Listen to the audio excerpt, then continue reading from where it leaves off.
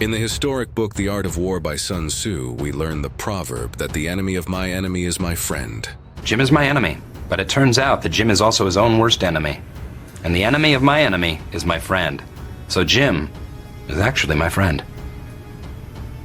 But because he is his own worst enemy, the enemy of my friend is my enemy. So actually Jim is my enemy. But... Ladies and gentlemen, thank you. Listen to Pavarotti. Can I be your superhero? Hello, welcome to The Revealing. I'm your host, Pavarotti, and I'm here to discuss the Idaho 4 case. And what I want to discuss in this video is watching Lana'S interview last night with Chris Whitcomb. Chris Whitcomb, Mr. Whitcomb, author of this book right here, Broken Plea. And I want to point out some things because, you know, I listen to certain things whenever there's discussions like that happening, and I listen for things that most people don't listen for. And one of the things that I'm going to point out is I haven't been real accepting of Mr. Whitcomb, mainly because throughout the course of this case, we've seen so many things that have really made us believe certain things, and then we find out that it's not really that accurate, and you can't seem to be able to trust anything. So that, coupled with the fact that when you associate somebody with Ruby Ridge and Waco, posse comitatus, I do not, until somebody comes out and says we were wrong on that, I will always kind of take a step back in that regard. But I do want to say this: after watching the video with Lana and the interview that he did, I got a lot of insight, and I've gained a little bit of respect for Mr. Whitcomb and what he has done with this book. And although I do believe that some of the scenarios that he goes into was likely pushed by friends in law enforcement to give him a little bit of insight so he didn't have to do as much research in certain areas, it doesn't mean that he did it nefariously, and I now don't believe that he did. I believe that interview last night gave us some real insight into somebody that's honestly was looking for the truth in the case. Now, while I disagree with some of the interpretations of the evidence, that doesn't mean that the evidence that I'm disagreeing with the interpretations on isn't evidence. And I will point out things that I don't agree with because we've done so much research. But I also will point out when I hear somebody say things like, this is what my interpretation is, but this is the evidence, y'all go do the work. I can absolutely appreciate that. But the thing I can appreciate the most is the fact that after listening to that interview, I can get a kind of a grasp of where he's coming from. And I've also noticed that he is experiencing what myself and a lot of people in this community have experienced for a long time, and that's called GDS, guilt or derangement syndrome. And when you hear him talk about these people that have had these theories for a long time that are now attacking him and his credibility and everything else, well, he ain't really talking about old Pav. He's talking about the mainstream morons. He's mainly talking about Brian Enton and people like that, because he went on I watched the rest of that Brian Hinton show, and when Mr. Whitcomb came on, he was very enthusiastically going through the evidence, and instead of giving it its proper due, what did Hinton do? He immediately shut off the interview, discredited everything that he said, and then bring on a complete blame brain psychologist lady that has absolutely no grasp of anything real in this case, and goes on to talking about ridiculousness. So I could see that Mr. Whitcomb's frustration with that in that interview last night with Lana was real. So anybody that's experiencing guilt or derangement syndrome because of work that they're doing on this case, well, I go back to Sun Tzu, the enemy of my enemy is my friend. Not that we need to take everything and say this is exactly 100% accurate, but it seems like his heart is in the right place. And even though I may disagree with some of the interpretations of the evidence, it turns out I'm probably going to disagree with Brent Turvey as well, because it sounds to me like Brent Turvey believes that Xana was attacked in the living room back to the bedroom, and I don't believe that in any way, and I believe the evidence actually goes against that.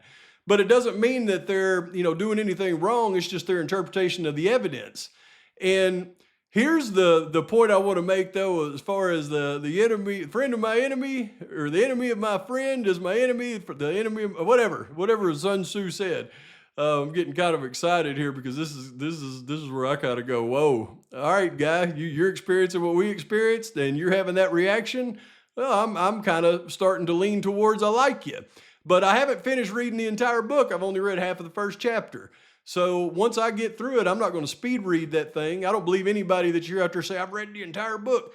I don't believe they've read the entire book. I believe they've skimmed through it because that thing's got a lot of information in there. And if you read the entire book that fast, I think you're going to miss a lot. So I'm going to go through it slowly and methodically.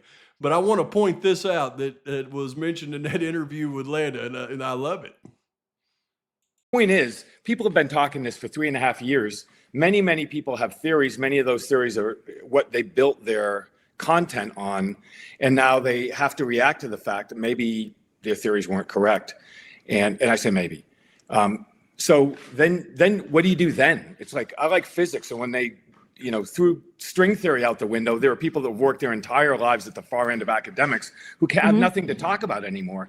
And I think that's a big part of where we are. So it's very important when we talk, for me personally, to talk about details and be specific as I can. Because people, I don't have social media. I don't follow YouTube. I don't follow these things. But people say, this person said this about you and that about you. And I go, well, yeah, I mean, I'm old and I got bad taste in art and I got bad teeth. It's like, what's that got to do with anything, right? Point is, people have been talking this for 3.5 years. Many people have theories. Many of those theories are what they built their content on. And now they have to react to the fact that maybe their theories weren't correct. The minute fantasy, whether it's overtly sexual or has just undertones of sex to it, does that mean automatically that he's a homicidal sex maniac? Bill Thompson himself said in the change of plea hearing, I will say up front, this was not a sexually motivated crime. Most fantasy-driven murder is sexualized. That something can be sexual without there being a traditional physicality to it. That's the prosecutor saying that. Exactly. So to go back in a podcast and say, I know what this was. It was picarism. And it was, I saw that and I go, is this really what we've come down to now? Yeah. There are forms of sexuality that are fantasy-based. He had some type of sexual desire behavior that's driving this, a sexual sadistic. But as far as watching P, there are a lot of average people out there who do that. There's a sexual element to this. The motive for this crime was not sexual assault. Point is, people have been talking this for 3.5 years. Many people have theories. Many of those theories are what they built their content on. And now they have to react to the fact that maybe their theories weren't correct. The motive for this crime was not sexual assault. Being aroused in a sexual situation with psychosexual reasons. Symbolic sexual quality. I think he intended to do something sexual. Tones of sexuality and sexual components. Sexually expressed.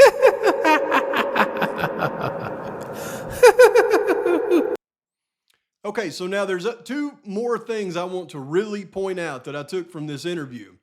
One is having an understanding of what Mr. Whitcomb actually had access to. He had access to all these case files, but there were certain things that he did not have access to. But he had access to general information about these subjects, and it's something that Lana asked him about, and I thought his answer was very, very interesting, especially considering what we've talked about for a long time as it relates to the confidential informants. In some of my very first videos, I said what likely happened was when this crime took place, they beat the street and rounded up all their confidential informants and got information from them right from the get-go. And when I talk about confidential informants and them beating the street, I'm not talking about going to the college kids that they may have, turned to tell on another college kid for something. No, they had people in the town. We already have verified this. They had people in the town that was working with the feds as confidential informants. I believe that it clearly points to Farley. We know Farley had to be an informant. I believe there's a document that proves it. Other people want to disagree on that. Regardless if you agree or not, somebody in that town was a confidential informant working with Ryan O'Neal. That would be the confidential informants that they would have beat their feet on and got in and tried to get as much information out of initially. So when I listened to him say this, I really, it really piques my hearing on things. And they go about this type of operation in a few different ways. One way is by using people who are arrested on low-level drug possession charges, and that's 90% of the arrests that are made in the drug world when it, as it relates to law enforcement. They're going to pull somebody over or have somebody involved in some type of incident, and they're going to have a small quantity of drugs on them, and they will arrest them. And the drug task force will then get with those individuals, try to scare them as much as they can, maybe offer them some type of relief from charges for them to give them information or even possibly set up people higher in the chain than they are. Law enforcement agencies have networks of CIs, confidential informants, and you immediately canvass them to see what's going on because they want to make money, right? The reason you retain them and pay them money is to tell you when something like this happens. So they were surveyed. I saw 0 reports that indicated reasonably compelling information about any one person. I saw nothing out of the CI reports that indicate any immediate suspect. Plus, I also want to qualify. I've seen a tremendous amount. I have to assume there are things that I would not have been able to see anyway. And that right there was, I think, something very profound that he said. I know a lot of people say, well, Pop, but he said they got the CIs in and they couldn't get any information from them. Well, he went on to say that he wouldn't have access to that information. But here's the thing. It's the fact that early in the investigation, he just confirmed that the first thing that they did was go to their CIs. They wouldn't have went to their confidential informants in town because these are confidential informants for drug offenses. That's what their confidential informants always are. They wouldn't go to them in town initially trying to get information from them unless they thought that there was an angle for them to have information about the crime. They wouldn't have gone to them to find out was they at a fight at the frat house and did something at the frat house happen. No, they would have went to them to beat the street, to get the word on the street. Who was responsible for this hit? Absolutely, undoubtedly, my guy confirmed that in this one. But in the last video, I started it out with Ronald Reagan talking to Gorbachev, and he brought up that thing that I used to use in business all the time, and it was called trust but verify. Trust but verify. Trust everybody's telling you that they're doing what they're supposed to do, but then you go back and you verify that they're doing it. It's called trust but verify. So when I hear what he says about this subject, and then I can go and verify it, well, then that really means something to me. They didn't process the human hair in his hand. I mean, now, he didn't go into as much detail in this interview with Lana, probably because he's already gone into a lot of detail on other people's panels. But one of the things that he mentions is the fact that defense expert Brent Turvey and Mr. Whitcomb there noticed that during the initial processing of the scene, Ethan's arm was in between the bed and the wall. And I can appreciate that because I've done the breakdown of the crime scene in the room based on Sutton's report and all the other evidence that I could find around it. And one of the things that I was having trouble with was the position of Ethan on the bed.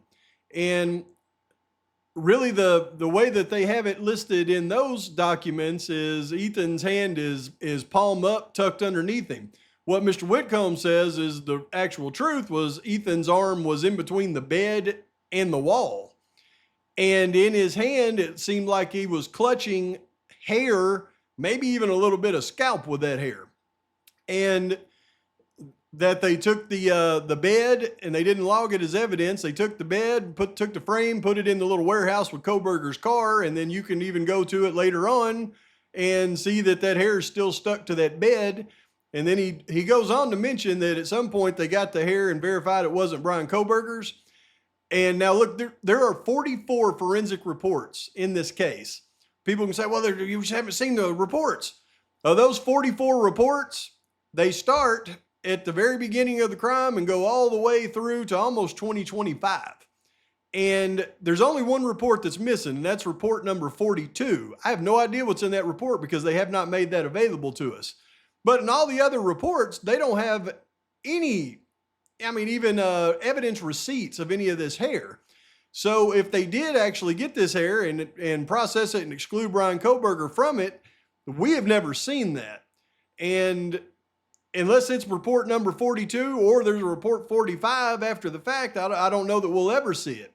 But when I think about what he's saying and the implications of that, is it something that we can trust but verify? And turns out we can, because I scavenged the crime scene photos and I found what he's talking about. And it's pretty shocking to see. So trigger warning, it's going to be gory. Now, when we go to these photos of the warehouse where Mr. Whitcomb says that that bed frame was stored, I've been through these photos many times, and that's why I say, look, this bed right here, this is, more than likely the bed out of Kaylee and Maddie's room. And when I look at this bed that they have stored in here, and I see it's definitely a twin bed, but look at this. All of the blood on this side of the bed where Maddie was, when you get to the side where Kaylee was, there's an absence of the blood like on Maddie's side. So, I don't care what anybody says. I don't know of anybody, I guarantee you there isn't a person out there that I could go through and debate on the crime scene that knows the percentages of the DNA from every sample and its results, but I can promise you I do, and I know it down to the percentage of whose DNA was in what. And the fact that Kaylee's DNA was on the pong table, it wasn't Xana's. There's no Xana DNA anywhere outside of her room. When you listen to the witness statements of Kaylee coming downstairs and running upstairs, I think you have to put it all together. And then you look at the wounds on Kaylee. She's asphyxiated, according to Whitcomb. She has blunt force injuries. And then you've got her blood in the living room. And then when you look at the mattress right here, there's an absence of blood on the actual mattress where Kaylee was. There's too much evidence that tells me that Kaylee was attacked in the living room and brought back upstairs. And I don't care what Turby or anybody else says, that's the facts. But as I go through this, it pretty much gives us every view of this little storage area.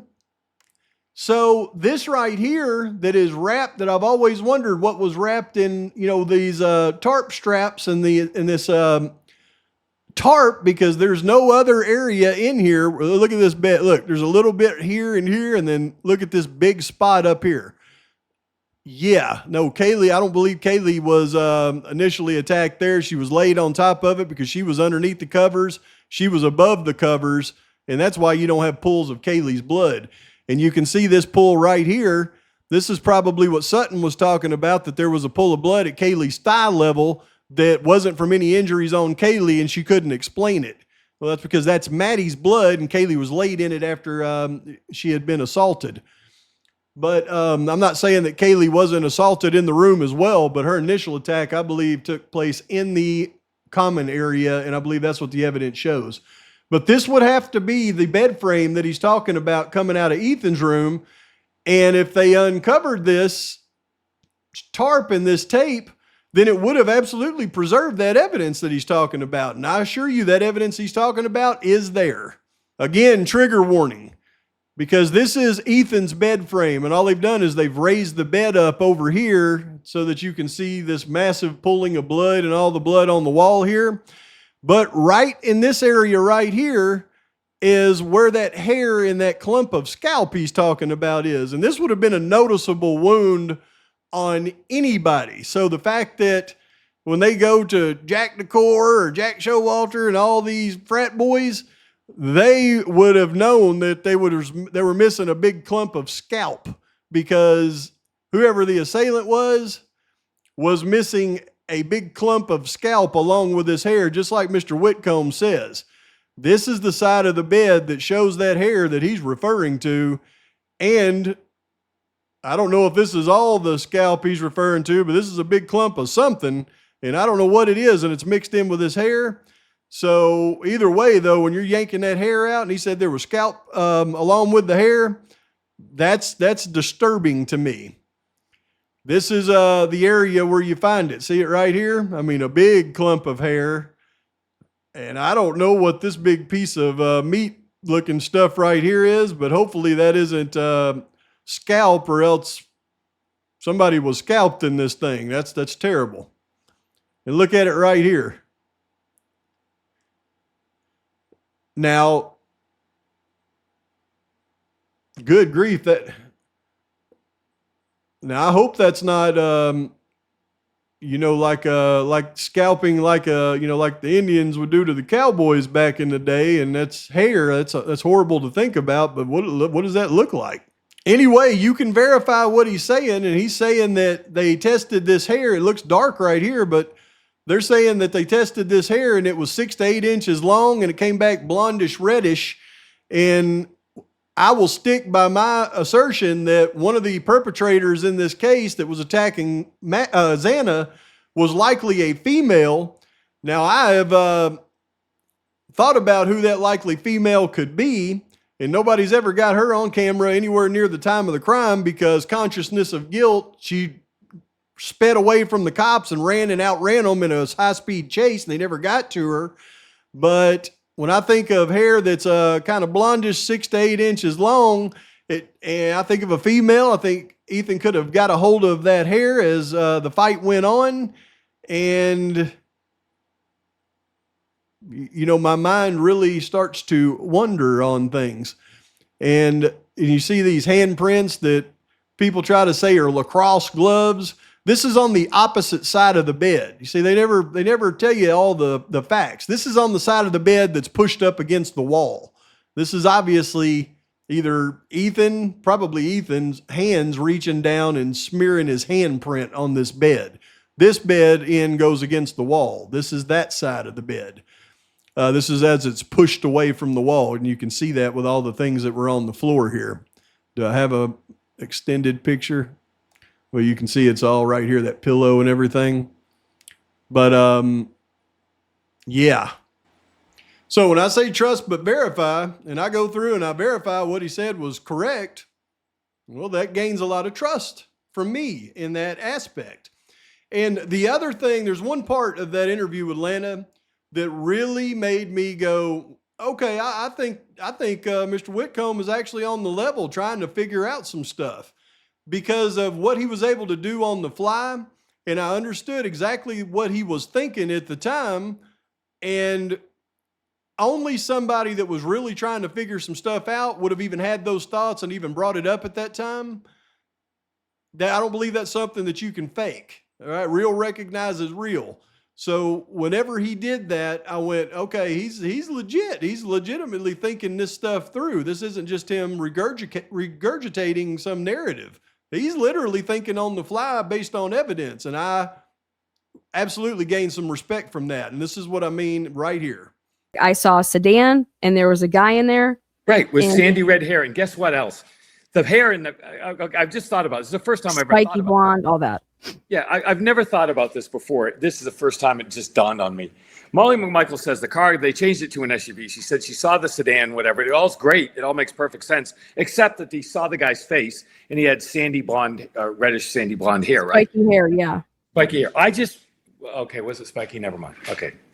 The hair found in Ethan's bed was analyzed by the FBI laboratory in his hand at autopsy, and it was found to be dark blonde, reddish, sandy reddish hair. But it was longer. It was 6 or 7 inches long, not spiky. So anyways, forget that. She was Right there. See, right there, you can't fake that. They were talking about the pass of the car at 356, where Molly says she sees the guy with the red, spiky blonde hair, and he immediately goes, "Whoa, I never thought about this before. Red, spiky blonde hair in that car, and the hair in Ethan's bed. Could have been the same." Then he goes, "Well, wait, no, it was spiky. That hair was 6 to 8 inches long. Couldn't be the same." But he was literally thinking on the fly, and he was trying to tie evidence from that car into the evidence in that room. And that shows me that he was really, really thinking on the fly, trying to connect evidence. Then he realized, well, wait a minute, it's 6 to 8 inches. It's not the same hair. But regardless, you can't fake that. So it tells me that he's really thinking out this evidence. So I applaud him for that. And you know what? I gained a lot of respect for me from that. So I'm going to quit beating up on you, Mr. Whitcomb. I wish you would come out and say that Ruby Ridge and Waco was wrong on the ATF and the FBI, but I can probably, hold my breath on that. But as far as the information in this book, I'm glad it's gaining the attention. I figured the guilt or derangement syndrome would set in. I didn't think it would set in on you, and since it has, Well, that tells me a lot. So please like and subscribe to this channel. Post your comments, your thoughts, your criticisms. Till next time, Pavarotti is out.